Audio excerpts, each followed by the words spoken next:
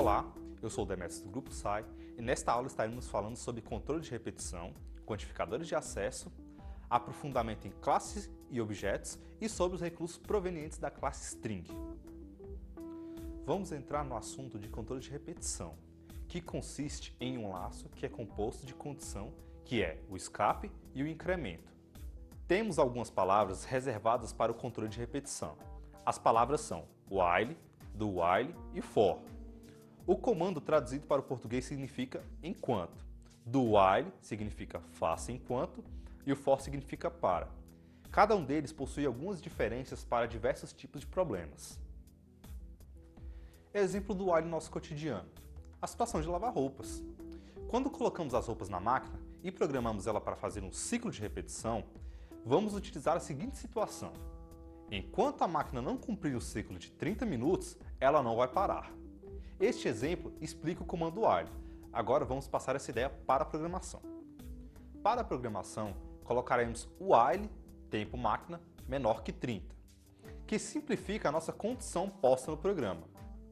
E vamos implementar o programa criando a variável de tempo máquina e inicializando a mesma com o valor 0.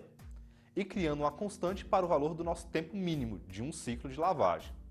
Colocaremos o nome minTempo, recebendo o valor de 30. No código, então, finalInt, minTempo, recebe 30. E faremos a substituição no devido local. E dentro do nosso bloco while, vamos colocar imprimir na tela do que está acontecendo com nossa variável tempo máquina. Systemout.println, tempo máquina. E vamos incrementar o nosso tempo máquina colocando tempo máquina mais. Temos o exemplo claro da utilização do comando while. Para ele, é necessário colocar uma condição, que no nosso caso, usamos o tempo da máquina ser menor que 30 ciclos, e o incremento da variável de tempo, que colocamos sendo como tempo máquina. E vamos ver a execução.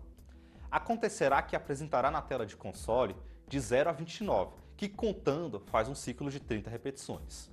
Vamos ver agora o comando do while, que tem uma diferença comparado com o comando while. No comando while, primeiro é testada a condição.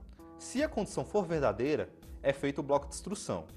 Já no do while, é executado o bloco de instrução no mínimo uma vez, pois a condição é testada no final do bloco por um while. Vamos utilizar o mesmo código, mas adaptando para empregarmos o do while. Colocamos o do no início do bloco e finalizando o bloco com o while. Observamos também que é necessário ter o incremento dentro do bloco. Agora vamos observar novamente a execução, a qual será a mesma. E por último, veremos o comando for, que é composto de 3 instruções: a inicialização, a condição e o incremento. No for, acontece primeiro a inicialização, em seguida é verificada a condição e depois da execução do bloco de instrução é feito novamente o incremento. E novamente verificada a condição. Se for verdadeiro, é novamente executado o bloco de instrução, e assim até a condição ser falsa. Vamos aplicar o comando for novamente, reutilizando o nosso código. No começo do bloco, vamos colocar for, tempo máquina recebe 0, tempo máquina menor que minTempo e tempo máquina mais. E vamos retirar o incremento que havia dentro do bloco de instruções e também a condição do final do bloco de instrução. E vamos fazer a execução e observarmos como ocorreu a mesma coisa dos outros comandos.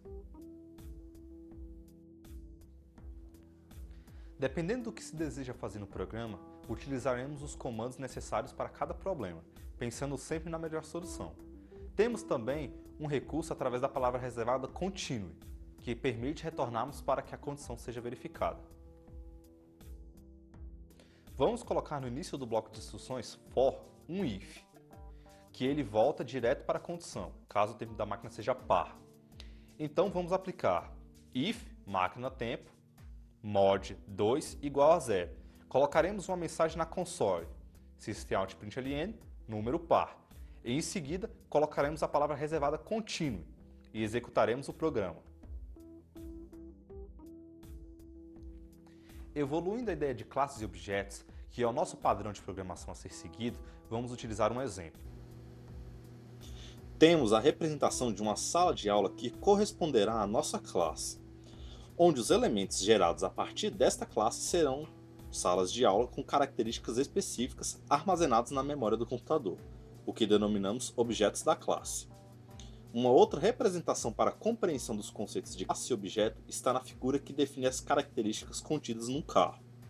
Sendo essas definições de um modo geral para todos os carros, ela corresponderá à classe carro, onde a criação de um carro em específico por esta classe necessitará do armazenamento de seus dados na memória do computador, gerando assim um objeto de carro. O princípio de classes e objetos, no seu modo mais simples, seria este: uma classe que possui atributos. Vamos a mais um exemplo. Uma classe denominada pessoa. Quais atributos uma pessoa possui? Uma pessoa tem um nome, uma idade, um sexo, dentre outros atributos. E também temos métodos que possibilitarão a segurança desses dados, que estaremos vendo posteriormente. Conseguimos verificar que não é tão complicado entender as características da programação orientada a objeto. Então vamos criar mais um código. Vamos criar um novo projeto, sendo que ele tem uma classe principal, que possui a main, e outra classe de nome pessoa. E vamos colocar os atributos de uma pessoa nessa classe, que são nome, idade e sexo, sendo string nome igual new string, int recebe 0 e char sexo. E na nossa classe principal, vamos criar um objeto da classe pessoa e instanciá-lo, ficando pessoa recebe new pessoa. E vamos colocar um objeto da classe scanner, de nome ler, e instanciá-lo, colocando em seguida a informação pedindo o nome da pessoa e lendo posteriormente e depois apresentando o nome. Sempre para utilizarmos recursos internos de uma classe, colocamos o nome da classe ou do objeto dela mais o ponto, que acessa os recursos internos e ou método do objeto. Ficará na parte de leitura pessoa.nome recebe ler.nextLine e para apresentar systemout.println nome concatena pessoa.nome. Então executamos o programa.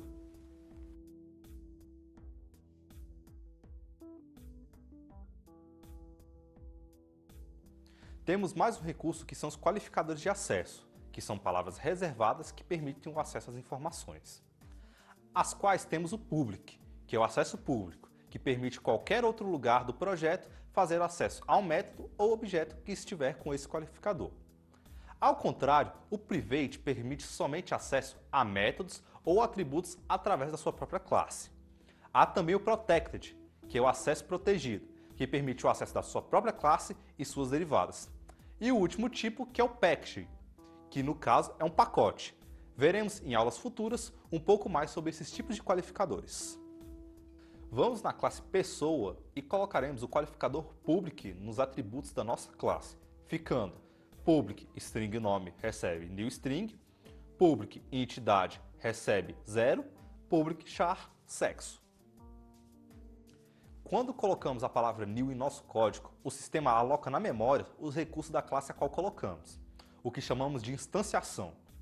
Como no nosso exemplo anterior, pessoa recebe new pessoa, na nossa visão seria criar um objeto do tipo pessoa, com o nome pessoa, que recebe os componentes gerais da classe pessoa, seja ele atributo ou método.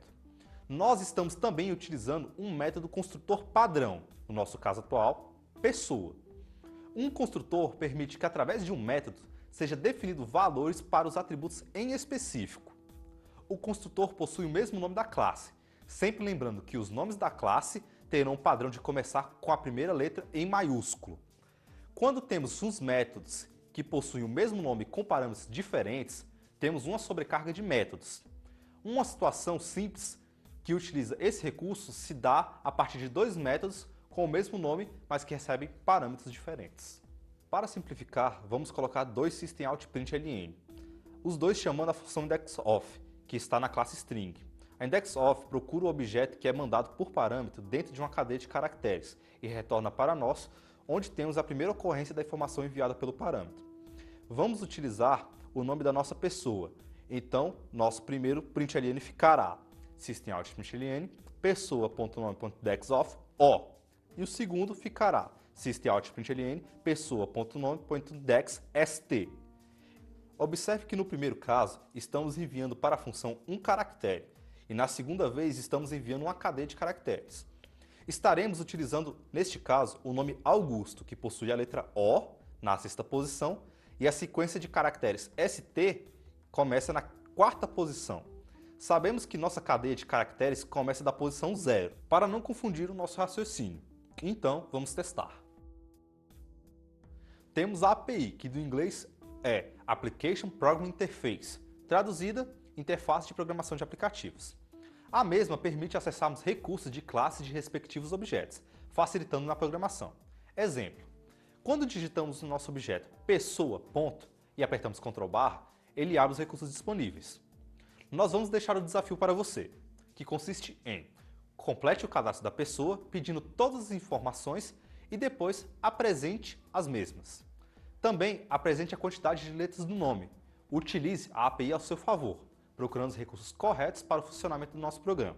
Meu nome é Demetrios, do Grupo SAI, e convidamos você a assistir a próxima videoaula. Até lá!